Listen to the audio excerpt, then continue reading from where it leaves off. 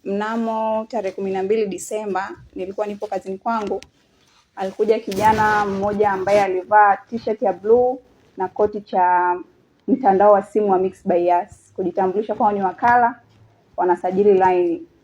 Mdau alikuwa na shida ya kusajilia line yangu, akaniambia anaweza kunifanyia kwa muda huo wa haraka. Nikamtajia namba, akaanza kunisajilia line. Baada mfupi nikaona muda unaenda hamalizi, nikamuuliza mbona umalizi, nataka kuendelea na kazi.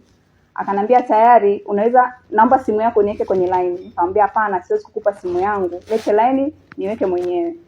Kweli nikachukua line ambayo ilikuwa kwenye simu ya Airtel ambayo ndio imeunganishwa na SIM card bank yangu ya NMB.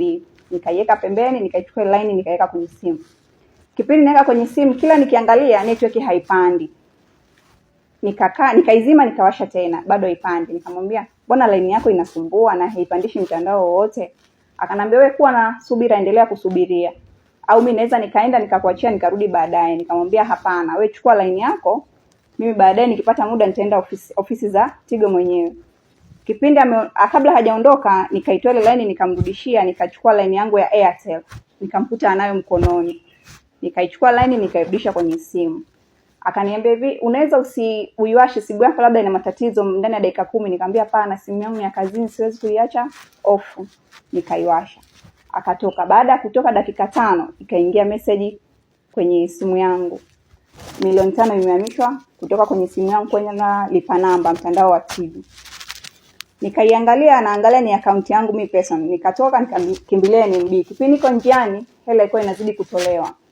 Mpaka nafika NMB nakuta nimetolewa 9,400,000. Account yangu kabidi NMB waifunge, nikakimbilia Tigo. Nafika Tigo, natoa maelekezo, wananiambia tayari hela imeshatolewa, imehamishwa kwenye namba nyingine. Ikabidi niende polisi. Nimeenda polisi, nimetoa maelekezo, nikafungua kesi. Mpaka leo hii bado kesi iko inafuatilia. Jana mida ya jioni nikapokea simu kutoka kwa rafiki yangu. Akanambia niko mtandaoni, nimeona watu kama wale waliokuibia, nikakukumbuka. Mimi nikamwambia nitagi niwaone. Kipindi ananitagi ingia kwenye mtandao, nakuta ni yule kijana ambaye aliniibia mimi. Na kwa bahati nzuri nilikuwa nina kitambulisho chake. Nikachukua ile picha na kitambulisho, nikaangalia ni yeye. Nikaa na rafiki yangu nikawapigia, nikaanza kuwatumia, akamwambia huyo ndio yule. Kabidi nimpigie afisa upelelezi wa kesi yangu. Nikamuelezea, akanambia sawa, haina shida, ninachoweza kusema kwa sasa hivi wewe jiandae, asubuhi uende Tabora, alafu process nyingine zitaendelea. Watu watatu wameingia dukani kwangu pale, wamevaa uniform ya Tigo Pesa ya Mixx by Yas. Sasa walivyoingia hapa ndani, kuna bibi alikuwa pale na kuna wafanyakazi wangu wa dukani pia walikuwepo pale. So waliwaambia kwamba tunaomba tunalipa namba ya Tigo. So tunaomba simu zenu za Tigo Pesa ili tuwafanyie software updates, tunataka kucheki pia. So kwa sababu wamevaa sare ya Tigo, wamesema hamna shida, wapatie simu. Wameyapatiwa simu, wametoa line ndani, wameingiza kwenye simu yao nyingine.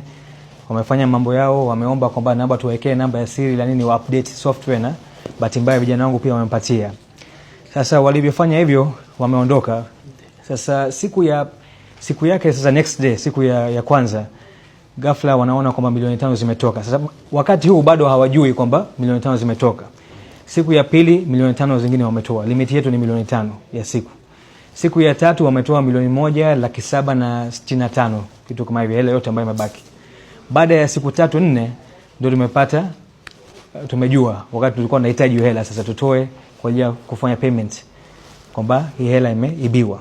Kwenye watu 4 kuna watu 2 humu tumeidentify kwamba ni hao ambao walikuja ofisini kwetu. Mimi ni kuhakikishie hata wengine wakijitokeza leo, yani watamaliza kesi hii ya Tabora hapa, tutawasafirisha, watakuja Mwanza wamalize kesi yako.